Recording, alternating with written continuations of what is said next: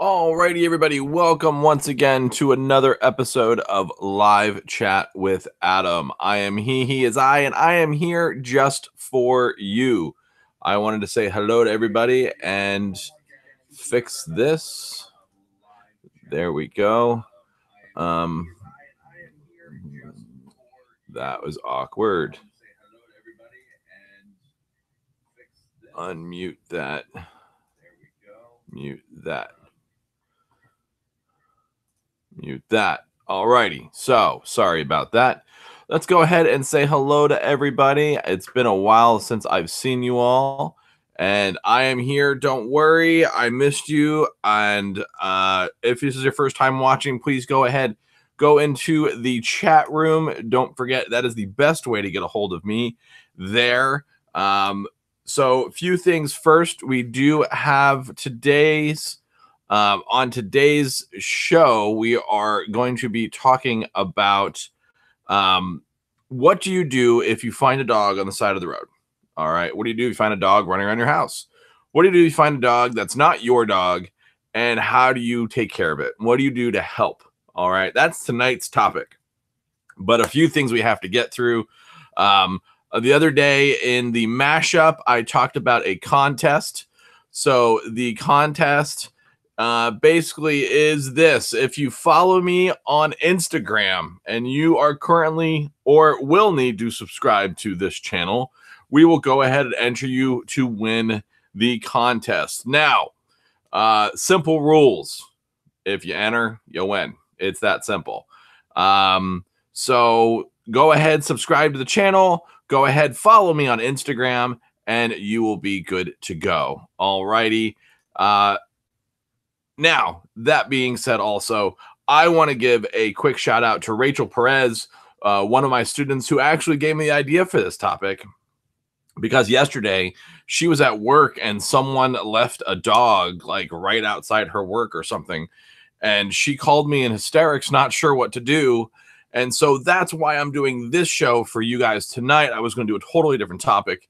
And yeah, it's kind of a big deal if you don't know what to do or how to go about when you find a dog on the side of the road. Of course, we always want to help pets. We always want to do what's best. And we always want to, find the right solution to that situation. And thankfully, everything worked out for her. But we're going to dive into that in a little moment. So let's talk about our giveaway. So I have a box right there. That box is full of toys. So there are toys from Playology in there. There are toys from Kong that are there. There are toys from Planet Dog that are there. All the toys that I get in and out for, oh, there we go, a little bit of light. So I get all these toys constantly, and I literally have a room full of toys. This box up here, full of toys and leashes. I have another box that's down there. That's my vacuum, by the way. We'll move that out of the way. I think the vacuum made an appearance last week too. So, yeah, I have all those things, and I got a clean house. I'm redoing the studio. So, yeah, I got to get rid of some of the stuff. So that box and that box, I will find stuff for you. I got tons of stuff to give away. And so on July 4th, we will do a special July 4th episode somewhere out and about. And I will probably be on the road for that one. It'll be a lot of fun. And so you need to subscribe and follow me on Instagram. And that's it. Pretty simple. Pretty simple. Yeah, that's it. So let's dive in today. So let's see who's in the chat. Oh, Farah's in the chat. Lourdes is here. Miss her. I think she's coming to class soon. Erica's here as always. I wonder who else is joining us. We got a few other people that are watching. So let's talk about what do we do if we find a dog. So first things first, I always have a leash not on me. Where's the leash? I always have a leash in my car. Oh, this thing's heavy. No leashes in there. I always have a leash in my car. Where did I put? Oh, they're down here. See, I got boxes everywhere. It's ridiculous. So I always have a leash in my car. And I keep this one. This is the one I grabbed.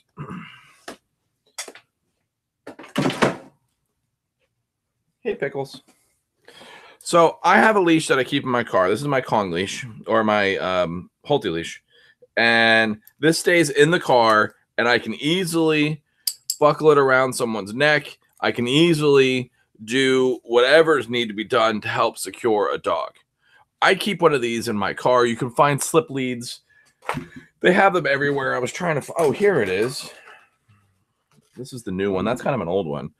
So this is a new one that I keep in my car. And what I do is I'll just take the lead like that, take the little hook, tie it like that. And now I have a slip lead that the dog can't get away from me again. All right. That's really important.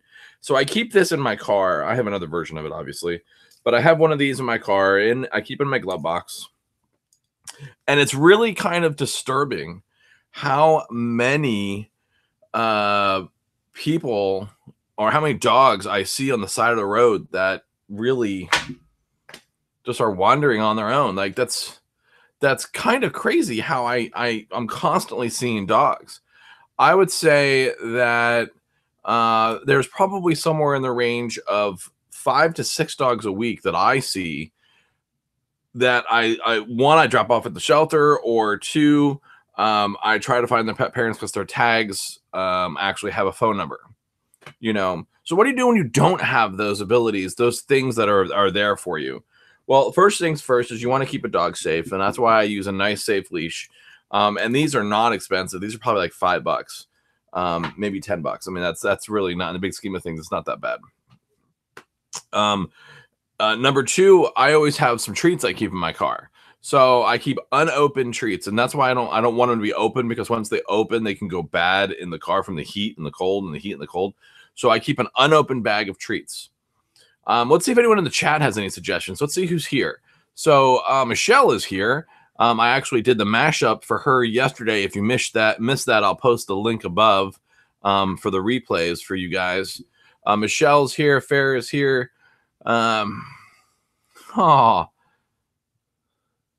Everyone's here. Yes, I love you all.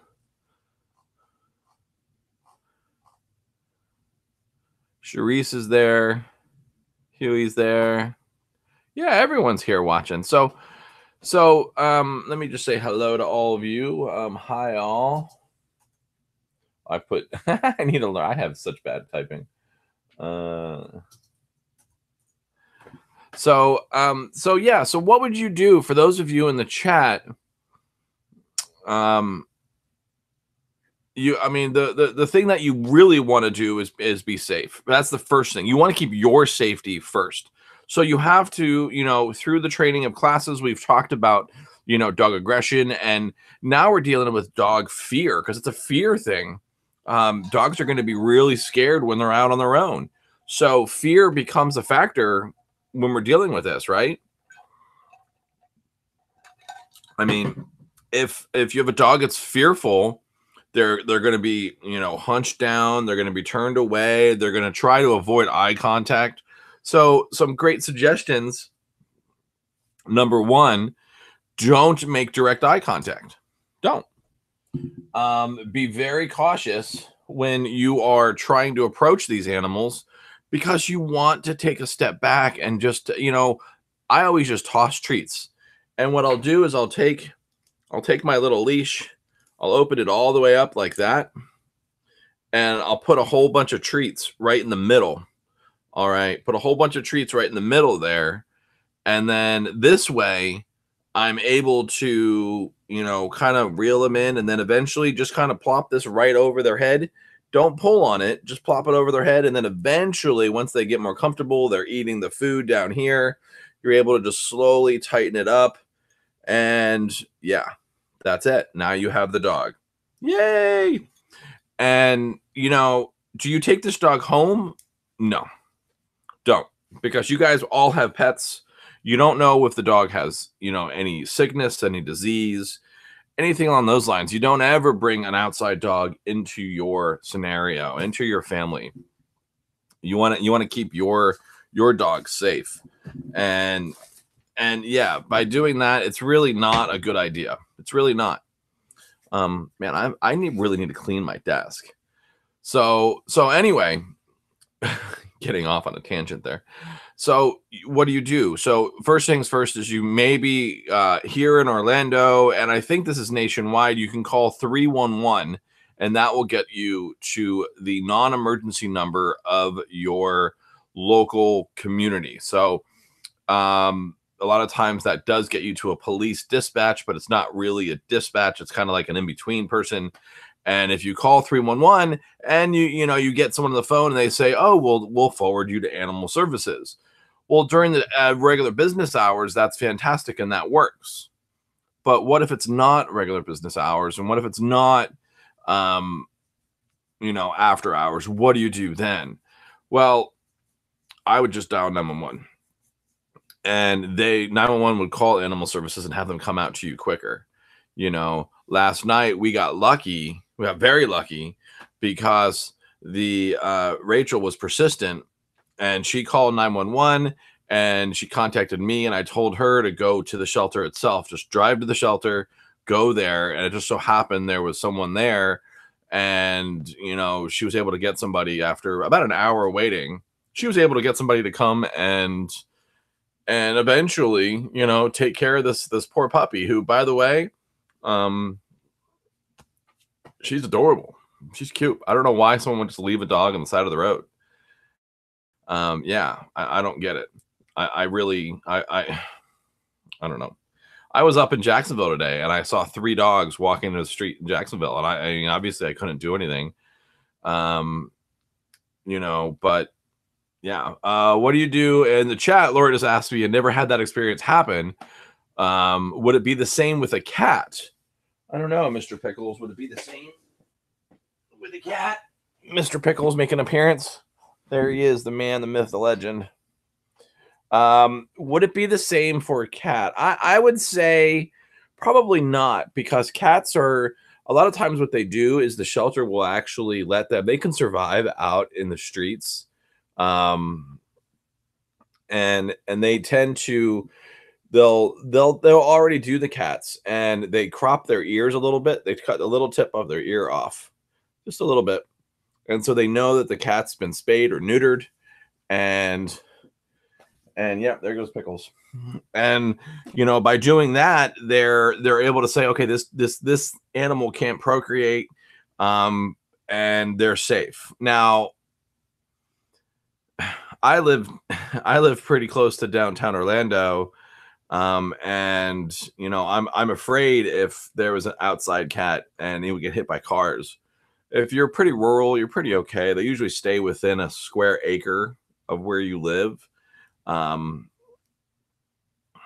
But if you're out in like in the city and you see cats are everywhere. You just want to make sure they're safe. I don't recommend feeding them or else they'll never go away. Hence, that's why I have too many cats in the first place. I have more cats than people actually watching this right now, which is pretty sad. Yeah.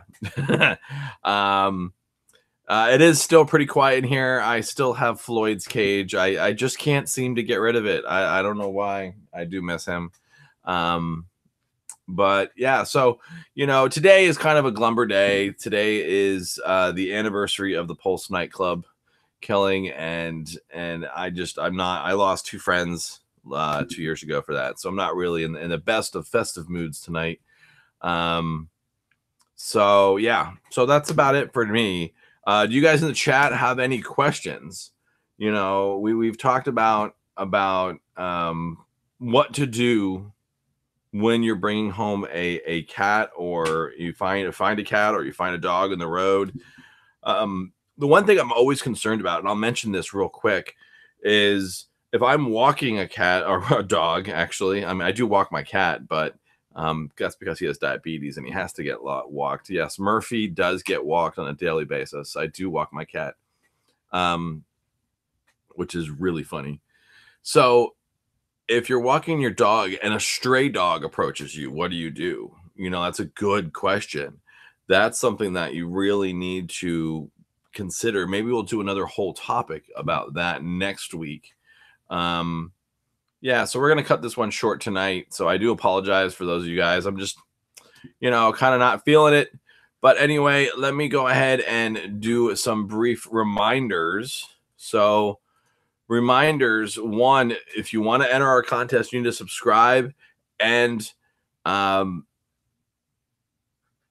what's that? Oh, and go on Instagram.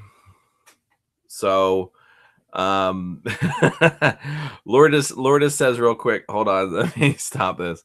Lourdes in the chat says real quick, can you train a guinea pig? Can you train a guinea pig? I'm going to tell you, yes. I have seen a guinea pig actually do an agility course of weave poles, right? You know, the weave poles where they go left, right, left, right, left, right. I saw and Pharaoh was quick to respond in the chat. Yes, you can train anything. I've seen a guinea pig do through clicker training. Yes, it was hysterical. All right, let me digress and go back to what I was saying. So, okay, so you need to subscribe to the Adam Your Dog Trainer channel, and of course, follow me on Instagram. Now, how do you prove this, that you've done this? So what you can do is do a screenshot that you are subscribed and then send it to me via Messenger on Instagram. That is how I will know you are doing both. So you want to make sure you do both. And if you don't, you will not be eligible. So I will start to make my list tonight of those of you who will go challenge accepted. She's going to train her guinea pig. So I'm going to start to make my list tonight. For those of you that are already subscribed and follow me on Instagram, please go ahead and do that and send me your screenshot on Instagram messaging. I don't know what you call. I don't know what Instagram's messenger is. But anyway, this is Adam, your dog trainer. I'm going to say good night to everybody. I actually have to go downtown real quick for a festival thingamabobby. So I will see you guys later. Everyone have a great night. Have a good week. Remember, on Thursday, we're going to be doing a vlog. And on Friday, we are going to be talking about these guys in our review for this week. All right. I have 2 different versions of those. So I'll see you guys on Friday, and then we'll be back on Monday for another food mashup next week. And lastly, again, another live chat on Tuesday night. Alrighty, guys, everyone have a great week. I'll see you all later. I got to head downtown. Alrighty. Peace out, everyone. Have a great week.